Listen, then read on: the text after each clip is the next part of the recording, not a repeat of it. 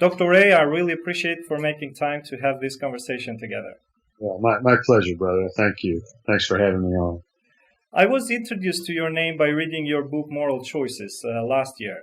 I have not read many books like this that present the strongest arguments even for the side that you oppose. I appreciate that. I tried hard to be fair because setting up straw men doesn't help anybody.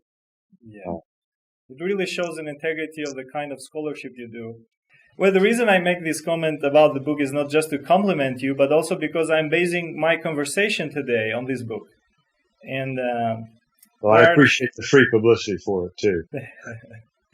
But there are three ethical issues for which I would like your inputs for our viewers in Albania. And these topics are homosexuality, abortion, and euthanasia. I would like to start with some questions concerning homosexuality. In your book, after you define the term homosexual, you list some myths that people believe about homosexuality. Could you briefly mention some of them here? Yeah, I think there are several.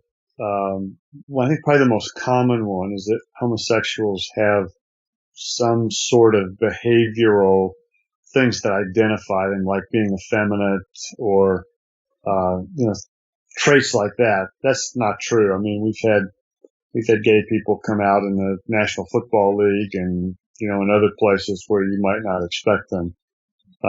So that stereotype, I think, that's a hard one to maintain. The other myth, I think, is that, a homosexual orientation is something that you were born with in terms of being hereditary. And at present, there's not a lick of evidence to suggest that there's any genetic connection to a same-sex sexual attraction or orientation. That doesn't mean that homosexuality is chosen. I think for most, their sexual attraction is something that they discover, as opposed to deliberately choosing it. Now they can choose to nurture it. That's different. But I think generally it's something that occurs developmentally as a person grows up. And I understand what people mean when they say they've never experienced anything else but that. But we have a lot of traits that we all have in our lives that we have never known anything different than those traits. But it doesn't mean that we were born with them, or in a sense that it has a genetic connection. Yeah, can you elaborate some more on the factors that lead to homosexuality? Well, it's really hard really hard to generalize on those. But some of the things that seem to be in common are a couple. Usually, it's not uncommon that there's either an absent or a detached and angry father in the person's life. And another trait they typically, I know there are exceptions to this, of course, but another trait they tend to have in common is that the rituals that we have in many cultures of boys becoming men or girls becoming women are not often experienced well. So that can have an impact as well. And it may be that, it's not uncommon for people to do, a fair amount of sexual experimenting when they're in adolescence. And if some of that sexual experimenting happens with someone of the same sex and is a good experience, that often is a factor that's in common too. I wouldn't want your listeners to be misled though. It is really hard to generalize, and we want to make sure that just because there are correlations or things that are in common, that doesn't necessarily mean that those are the causes. Mm-hmm. So correlation and causation are not the same thing. In your book, you make a distinction between homoerotic and homosexual. What is this difference, and why this is important? Well, this actually, I think, is a really important distinction to make between. I'd maybe put it. I think it's in the fourth edition. I'd make it a little clearer. There's the distinction between the attraction and the behavior. Um, since the attraction generally is not a choice, not someone consciously chooses, it's harder to say that they're morally culpable for the attraction. What the Bible seems to be most interested in is the behavior, not so much the attraction. So I would say that the attraction itself is for the most part not something that people are held morally responsible for, even though it's clear from Scripture that the same-sex attraction is not the way God originally designed it. So there's something as a result of the fall that got someone's sexual wires crossed. But it's the behavior, particularly the lust, which I would suggest that Jesus defines lust as mental sexual activity where you're the star of the show. And then any further acting out on that sexually would also be problematic. So it seems like you're saying that a person can have those drives, some sexual emotions, but if he or she will restrain those, that will not necessarily be a sexual behavior. That's right. I think it's entirely possible for someone to have a same-sex attraction, be committed to celibacy, and walk faithfully with the Lord. Now, you mentioned a little bit so far, but what do you think will be a biblical response to homosexuality? I think first, we need to have a heightened compassion for those who are wrestling with their sexual orientation. This would include folks who wrestle with a transgender, orientation as well. And I think we need to be clear about what the Bible teaches about the behavior. But I think for lots of people, lots of gay people who want to take Christian faith seriously, they don't feel like they have the option to do that. And that's, I think, a huge problem, because our churches need to be more welcoming places for folks who would say they are gay, but are committed to being faithful to Scripture and committed to celibacy. And I think our churches need to be a place where single adults, unmarried adults can form the kind of really rich friendships and intimate attachments that they need. It's possible, so people can live without sex, but they can't live without love and intimacy. And for those that say that you have to have sex to be a fulfilled human being, I think the model of Jesus suggests something different than that. I think for a Christian to say that I can't have a flourishing life without sex is a really hard position to maintain in view of the example of Jesus. Yeah, I appreciate the way you put it. People can live without sex, but they cannot live without affection and love. So that's a great insight. And our churches need to be at places where they have opportunities to pursue those. I think you also develop in your book also arguments that go against homosexuality that come outside of the Bible. Could you mention some of them? Yeah, I think historically, this is in the big picture historically, but when the more traditional family with a husband and a wife who are married to each other, living under the same roof, raising children, regardless of how extended the family gets in some cultures. And I think it was rather extended like that in biblical times too. But the basic family unit of a husband and wife who are mother and father to the children living together under the same roof. Whenever that has been, what's the best term? Whenever that has been under assault, it's not gone well culturally. I think, you think back to the fall of the Roman Empire. I think you can look at some of the things going on in our day. since the 1960s in the United States and in Europe, where the family has been under assault. And I think that, for the LGBT movement to succeed, they have to downplay and undercut the traditional family model. And that's, I think, had disastrous consequences in Europe and throughout the West, at least in the last 40 or 50 years. So I think that would be one. I think I would also see I think there's a natural law argument that suggests that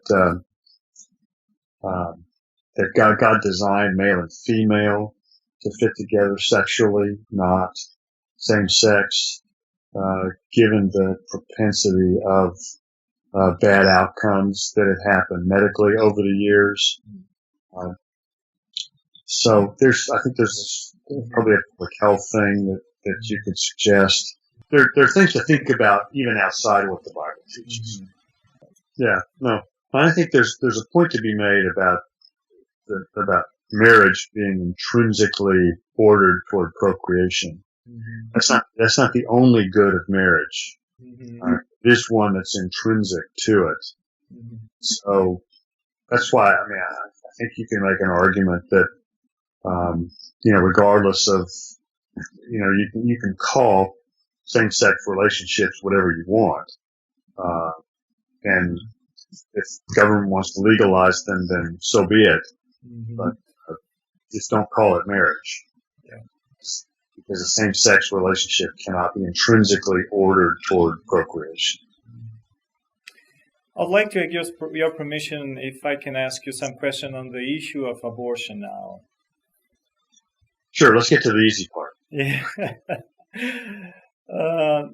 Do you think that the debate on abortion today, framed as a pro-choice versus pro-life, is the proper way to discuss this topic?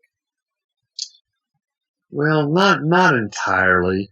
I think that, the pro-life supporters, I think, are right to say that they are pro-life. I think that's true.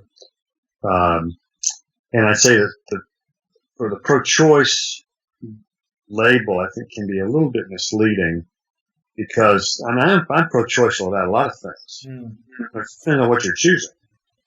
So it's, I'm in favor of the right to choose is an incomplete sentence. It's the right to choose what is, you have to complete that in order for somebody to offer an opinion about that. So, people who are pro-life are often made out to be anti-choice, when we're really in favor of autonomy for a whole lot of things. It's just, I don't favor a woman having a choice to end the life of her offspring. And if that's the choice.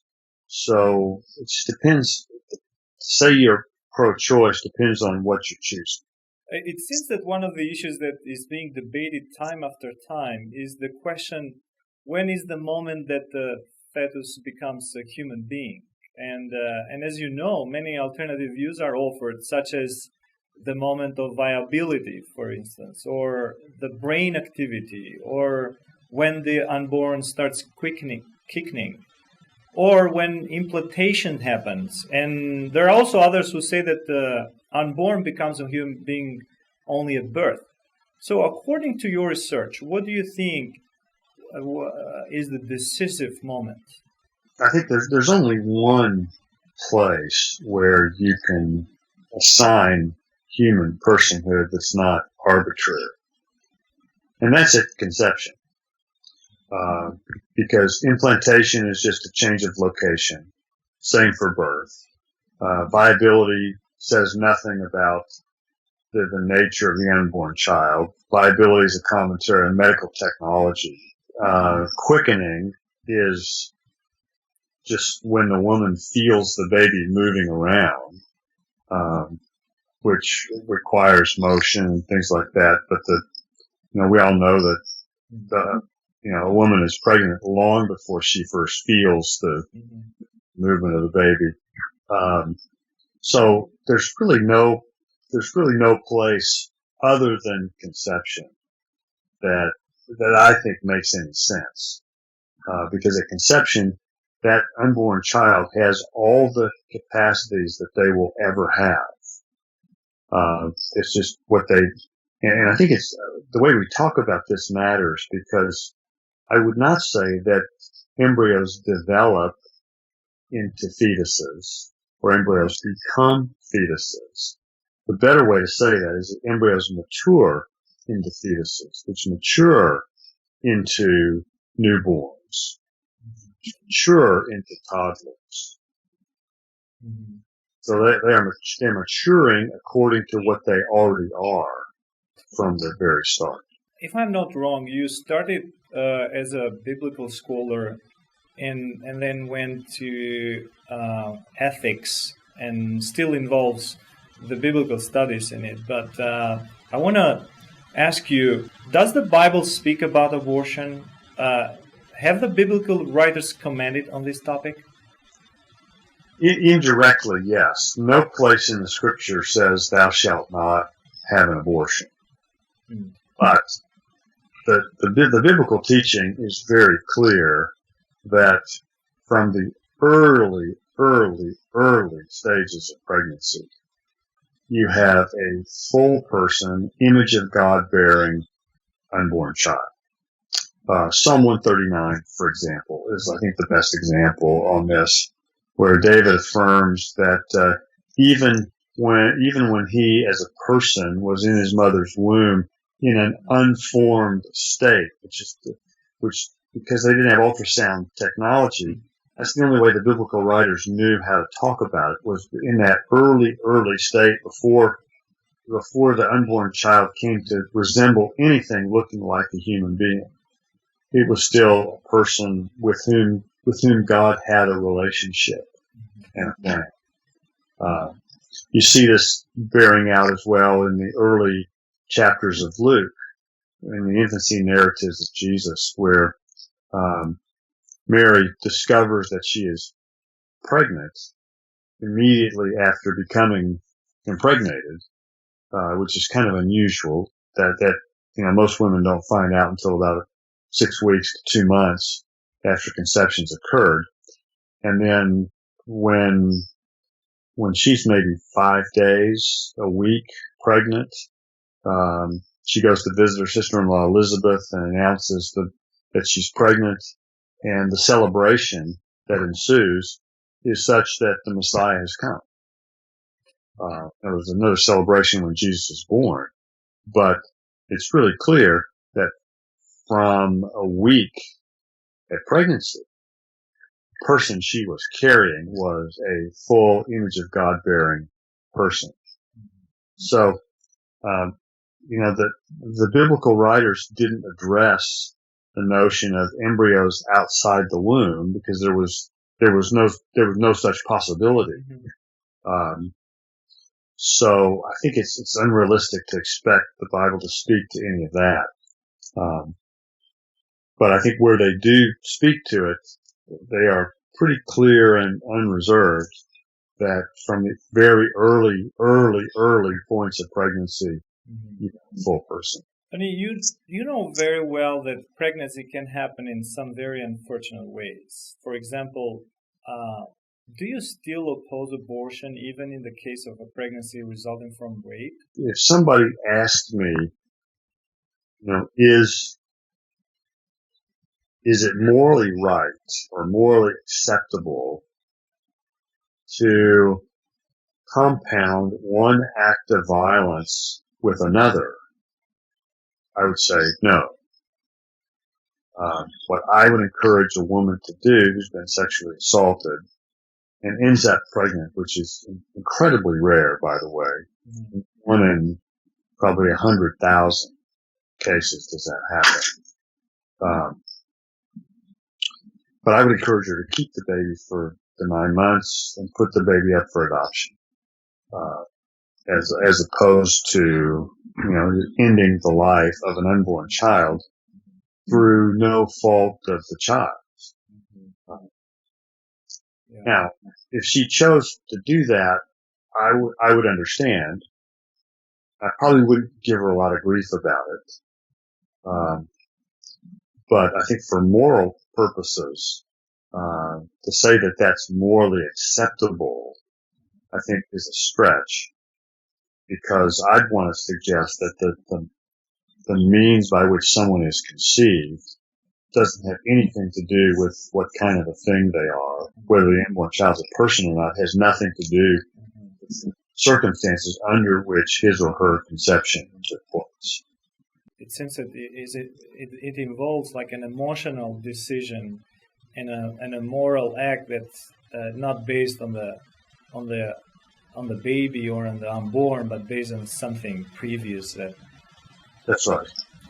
That's right. And I understand why people take that into account. I would not say that's a decisive factor.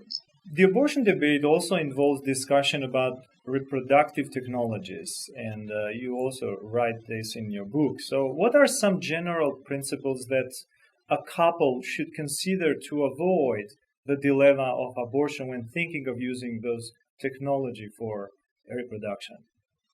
Well, if it's true that embryos are people too, which they are, then any reproductive technology that where embryos are discarded, which is commonly the case in vitro fertilization, or where selective termination is performed, which is becoming less common today, because physicians, I think, have a better sense that they shouldn't be implanting these multiple embryos. So I think we don't see as much of that selective termination today, which I think is a good thing. But I think with IVF, that is still clearly the case, that there are lots of, there are probably 500,000 frozen embryos in the United States today. I don't know about Albania. It's pretty clear, I think, that in order to maximize the success of IVF, you create as many embryos as you can. Get pregnant on the first try. If embryos left over, typically they just get discarded. And so couples should they should resolve, Christian couples should resolve, not to throw away embryos. They can either implant them themselves, or they can give them up for embryo adoption, which in lots of parts of the world is a live option. I'm not so sure about what the situation in Albania would be on that. But they should also limit the number of embryos that are implanted to the number that the woman can safely carry, and the number of children that they actually are willing to raise. So if she's really small and can't carry triplets, you shouldn't implant 3. Giving the embryos for adoption compared to the option of killing the embryo, giving the embryo for adoption in itself, does it involve any ethical dilemma there? Well, it's not ideal. The ideal is for the 2 parents whose genes generate the child, that there be continuity between procreation and parenting. I wouldn't necessarily call all breaks of that continuity unethical, because, there are lots of times that, families just are not able to provide adequate care for a child for a variety of reasons. And I think in this case, this is, the parents obviously are not unfit, but what they've determined is that those children would be better off for a childless couple than with them. Now, whether that's true or not, it's hard to make a blanket statement about that. What I would be nervous about is if I were putting those embryos up for adoption to a non-believing family, for example, or a single woman who is going to raise those kids by herself without a dad. That's, I think, those situations, that becomes very problematic.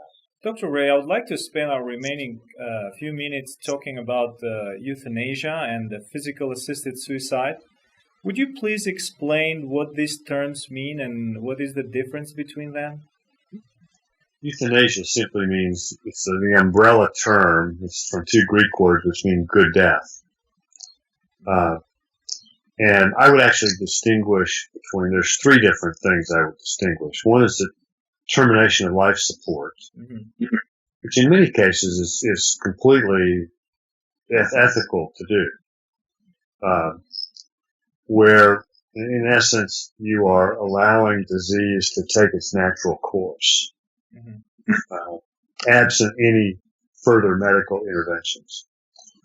Physician-assisted suicide is where the patient enlists the assistance of a doctor to take his or her own life. The physician prescribes, instructs, and supervises the patient when he or she ingests the medicine himself or herself.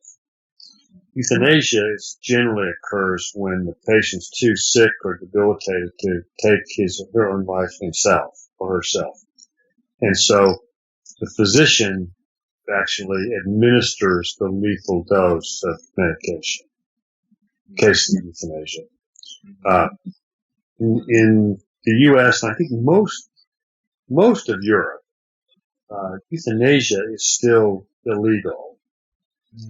Physician-assisted suicide is legal in a handful of states in the U.S. and places like Belgium, the Netherlands, parts of Scandinavia.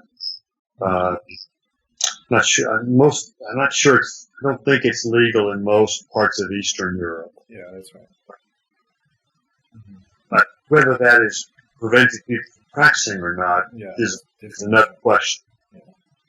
Because in the Netherlands, for example, it was widely practiced for many years before the law was formally changed. And in today, in parts of Europe, we're seeing, children as young as 12 given the option of euthanasia to make that choice for themselves. And, newborns, seriously ill newborns are being euthanized much more regularly.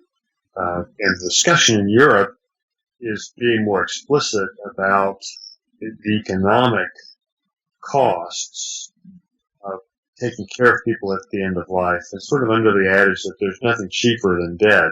Considering euthanasia as legalizing it as part of the answer to holding down the costs, caring for this increasing numbers of elderly we're going to have in the next 20 years or so. Lots of places in the U.S. where it's still illegal. But it became legal in Australia not that long ago. But there's still, I think, a significant debate about it in lots of parts of the world. Western Europe, probably it's become a much more accepted thing. So between those three, termination of life support, you said, and then euthanasia and physical assisted suicide, only the termination of life support will be argued to have a Christian ethic, but it will be analyzed case by case, as you seems to say. Yeah. Under the right conditions. I mean, if you, God forbid, if you, had a heart attack while we're speaking here, I would never say, well, let's just, withhold life support and allow, the disease to take its natural course. Because your prognosis would be excellent, and of course we should intervene. Where I think it's acceptable is where further treatment is futile, or whether it's more burdensome than beneficial. And in many cases, people at the end of life where they're seriously ill, they are sustained on treatments that they actually don't want, but that their family members continue to authorize because their family members, understandably, don't want to let go of them. Yeah. And so that puts the patient, I think, in a not a very good place.